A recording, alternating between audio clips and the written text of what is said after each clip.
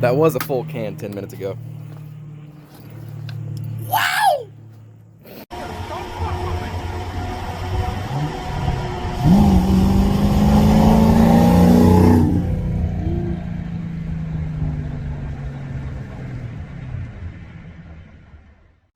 What's going on, YouTube?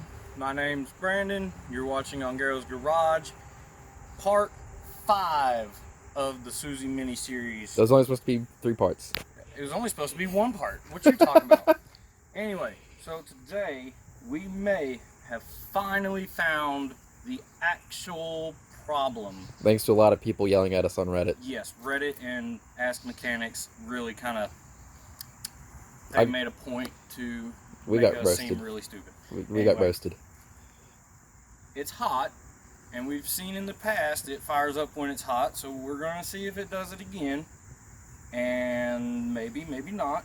But if it doesn't, I'm going to show y'all a little magic trick, alright? We call it a magic trick because we're stupid.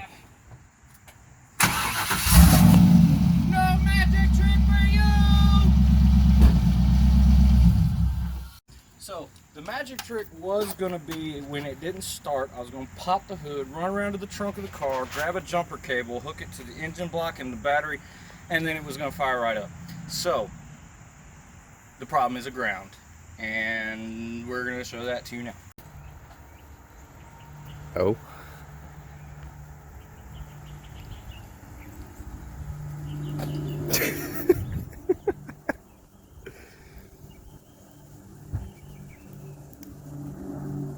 You got the magic start cord?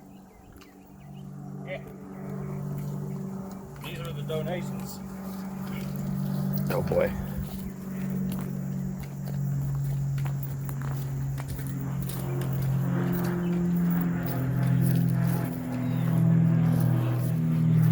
That was a full can 10 minutes ago. Wow!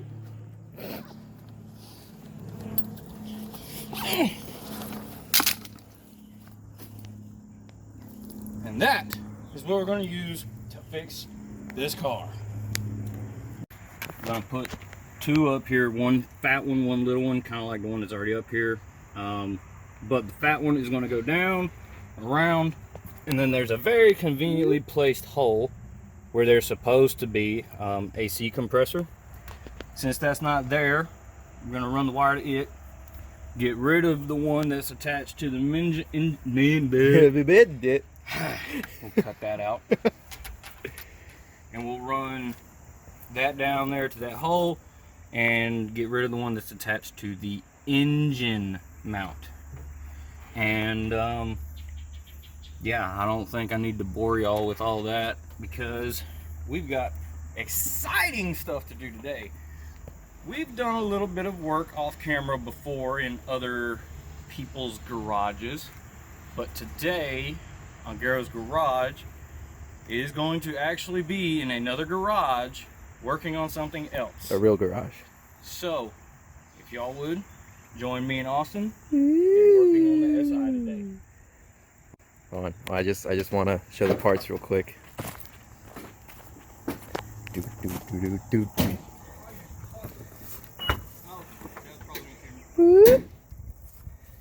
Ignore the eBay shipping label. It's a little stuffed in here right now, but you can already tell what's going to be happening. Got an intake. We got new sway bar links. Have a front subframe brace and an actual rear sway bar. So it's just handling goodies and an intake so that I can hear my turbo whoosh whoosh noises. There's not going to be a tune on this thing. No. Yeah. It's not going to make it look pretty. It's not going to make it faster in a straight line. But it's going to be faster on a track. Faster in the twisties. It's going to actually feel nice and stiff because I have a really crappy electronic power steering pump or whatever. I don't like it. It doesn't feel right. And then when I'm hitting bumps going in a straight line on a somewhat bumpy road, I can feel it going all over the place. It's just, it doesn't feel right. I drove an 88 Civic hatchback because I had stiffer handling than this thing. So, yeah. I'm excited. I'm excited too.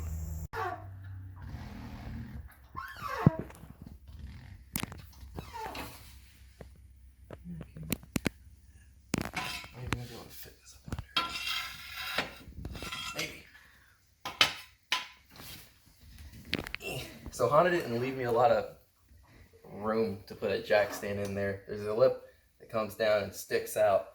And that's where you're supposed to jack this thing up at. But nobody thought about somebody doing DIY stuff. So I have to have this like half on the jack point, half off. And it's thankfully holding. And then try to somehow squeeze this up under y'all. Oh no, that's not gonna work at all. I just want to point out the fact of where you're jacking it up at, and the fact that even the back tire came off the ground. It's an extremely stiff chassis. And the 11th generation, because this is the 10th, is stiffer than this. So, yeah. Well, I guess that means we got things to figure out. Yeah. I'm under here to install my Type R subframe brace. This is literally just pulled off of a Type R. And if you will hand me the camera. Let's see if we can get you a good view. Woo, that camera flipped over. Yeah. Here we go. You can kind of see right over there is the left hole for the subframe brace. We go over here.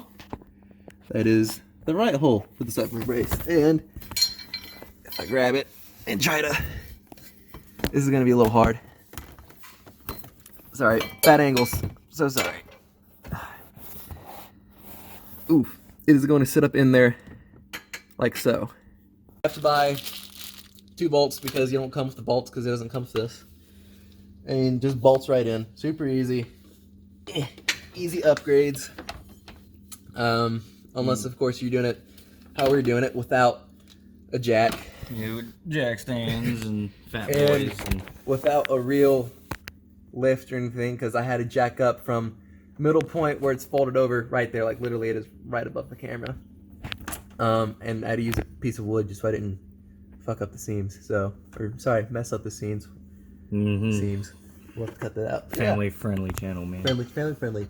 So we're gonna do the subframe brace, and then we're gonna move on to the rear sway bar way back there, where there's probably gonna be more plastic to deal with. And then it's on to the intake once the engine bay is cooled. So, yeah, see you in a bit. Yes, sir. Meanwhile, Ongaro from actual, the actual Ongaro, I'll just kick a rock right towards Austin. I am doing my own little thing until he asks for help. So, yay. Okay, so subframe brace is in there. It's actually a lot easier than I thought. If you want to change the camera. Yep. We are upside down, looking through kind of a little viewport in the plastic. There's the left hole that I was talking about. Right hole I was talking about.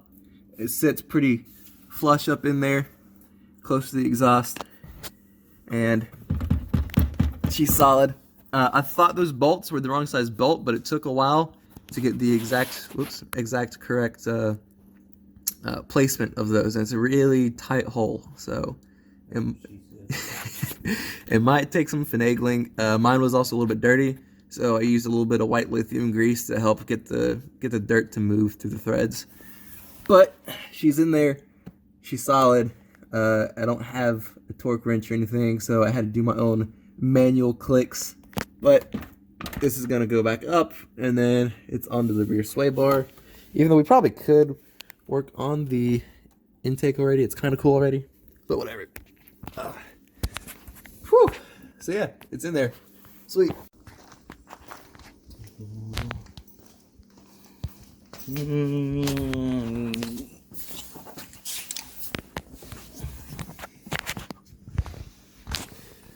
Okay, we ready? Yeah, about 15 seconds in. Oh, okay. Well, so apparently only licensed and qualified mechanics should be doing this. So today I'm a licensed mechanic. So all we have to do here, this is the rear sway bar, if you're able to see it on camera. This hole's hanging right here. Rear sway links, and here is the crappy plastic OEM SI links. So to just get the bar out, to remove this top bolt on the sway link, but we're also going to be replacing these sway links, so we're going to be taking this bolt out too. And I'm not sure exactly how I'm going to finagle this out, but it says in the instructions that if this is a Civic, we don't have to mess with the exhaust. So yeah, we're just gonna go step by step in the instructions, make sure I don't goof this up, and hopefully we won't have to jack the car back up. Let's get started. I'm playing wrench.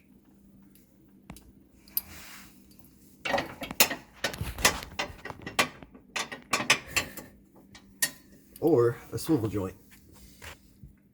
Huh. Okay. Well. Off to a great start. Temporary setback. Okay. Old sway bar and old sway links out.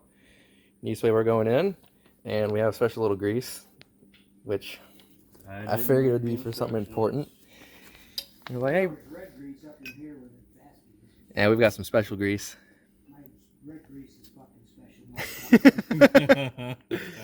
So yeah, grease has to go in the bushings. That I just had to take back off because I threw Yep. them off. And then just put everything back, and that's it. Boop. A quick comparison. Civic Si stock sway link. It's plastic. It's just literally just really hard plastic. And then the Accord sway link, which is direct bolt-in cast aluminum. Wow. Okay, Mr. Olson, you want to tell the camera what you just did? So, I just ugga tightened everything except for the actual bolt that connects the sway link to the sway bar. I completely forgot about it. It's not even hand tight right now. Yeah. I handed him the wrench and he said, it's a 13, not a 14. I was like, no, the nut for the end link is a 14. And he just kind of like, oh, I haven't been doing that one. So, Oops. it could have been bad. Well, I guess that's why I'm here. I mean, it would have just suddenly got really loosey-goosey on one end going down the street. No big deal. Yeah. Ain't nothing. Ain't no big deal, but I awkwardly slide back under here. I can show if I can figure out where I'm at. Oh, right here. New sway bar is technically in, and Austin is finishing up on that. I'm getting there. I'm slow with wrench. But hey, I'm a socket man. it's in, and it looks good, and I only smashed my finger once. I'd call that success, wouldn't you? The focus. The focus. Actually, yes, that is success. Only smashing your finger once. It's like I heard you, but my brain didn't tell me to respond. No, your brain's telling you, hey, I got a nut to tighten. Yeah. Anyway, we're almost there. We're almost to the fun one with the intake, and then, Whoosh whoosh noises. yeah, all the whoosh whoosh noises. Let the record show, he asked me to get under the car. So, I said I don't know what's holding it in other words, he asked me to get under the car. in. Yeah, I'm trying to look at the install instructions, and it just doesn't show what you're supposed to remove.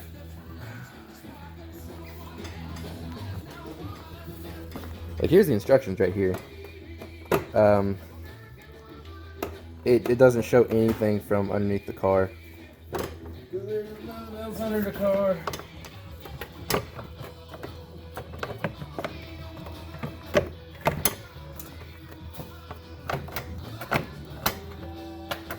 That goes straight up.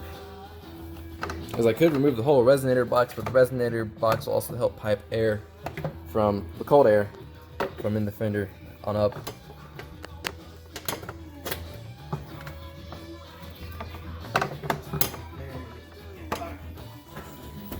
I think I'm gonna look at a quick video to see what other people did. It's good. It's all good. Is it coming out? Yes. Oh, okay. You just yoink it out. Oh, all right. So cool. That's the resonator box right there. I'm really hesitant just to start going ugga dugga on my car, so I'm glad that I have you to. to. Way though was that one. As soon as that one went, okay. I was able to figure out that it's just rubber bushings. Now, So that I could get out too if you want me to. No, so I'm actually gonna keep that there because in the future, I'm probably gonna open this up and then pipe it up into the Mishimoto box to help get cold air in. Find something to zip tie or that thing's gonna rattle like a motherfucker. A mother trucker. Cursing him on video. Dang on. You're gonna have to get a bleep sound effect. Yeah, so we'll find a quick sound of a rubber chicken. So yeah, we'll find a quick way to zip tie that. You know, I've got Mighty Car Mod zip tie. That's why you just wing it. I might have to leave Okay, this. so let's install a small bracket. Ease fine. And it will go on. Dusty. Just gonna sit in there. It's gonna sit there like that, I think. What? No, wait. No. No, wait. Like that. The lid goes on top. Duh. Okay. This goes on like that. Alright. All I intended to do was make glamour shots, but thank you for the update. Oh no, I'm talking to myself. This is literally all for myself. So I make sure I know what I'm doing. Nah, it's all good. You just wing it. I have a feeling that's what Weston Champlin does. He just wings it. Yeah. So almost installed, but then we put the MAF in the housing and found out that our housing is backwards. Oops. Yeah. My Fiat hooked one time for several thousand miles. A watch? Mm-hmm. Why would you do that? Because I forgot I left it in there. Hey. Oh, back under the beast. What's going on, y'all? It's Brandon from the future. Just wanted to explain a couple things. So that video that you're watching is probably pretty chopped up, janky looking, and I apologize for that. I really do. I was working with what I had. We had to switch cameras, and a lot of the footage that we had was lost. The shakedown run was gone. The how did it feel before compared to how does it feel now, that was lost.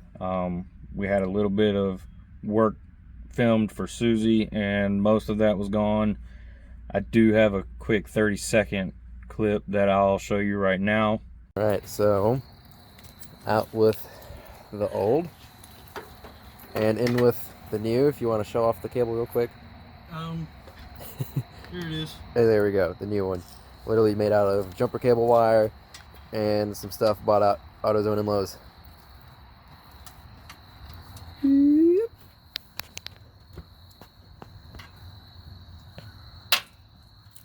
Yeah, we're getting there.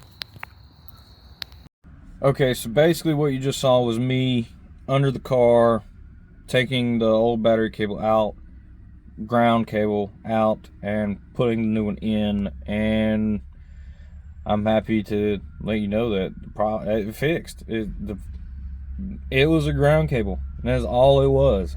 And looking back, it makes me feel kind of dumb that, you know, $7 could have fixed the car from the beginning. But if I had started with the ground cable, I wouldn't have found, you know, the brake lines, the MAF wiring, the engine mounts. I wouldn't have seen any of that. And by the time I would have found them, it could have been a much, much worse problem. I mean, we didn't go to one last track event this year because we couldn't get the car to start. If I had fixed it right away, who knows? I mean, brake lines being on the header like they were, it could have ended in disaster. So definitely a blessing in disguise that I went about trying to fix things the way I did. Now, some of you watching maybe, you know, in the first episode know exactly what the problem is, and if you do, good on you. I didn't. But it was just one of those things where I've never seen a ground cable go bad, so I would have never thought to look there. I mean, I grew up around race cars. My dad had me in dragsters before I was, you know, even able to walk. My granddad up in Ohio's got a race team. Shout out to Mag Racing. Love you guys. So it's not like I don't know my way around cars. It's just an American motor in a Japanese car is new territory for me. And really anybody in the family. So please don't call me dumb, even though I feel like I was. It's just one of those things. So this brings in the end of the no start saga with Suzie. It's been an incredibly irritating at times, but mostly fun process because, I mean, I love working on my cars. I think that it's therapeutic, really. It's also been a big learning curve with, you know, the documenting it and getting it on camera and translating that into a video that's actually worth watching. I hope you've enjoyed this little mini series. If you haven't, well, oh well. But it was really a good eye-opener to, you know, see what we can do as far as getting away from just track events. As fun as they are to make,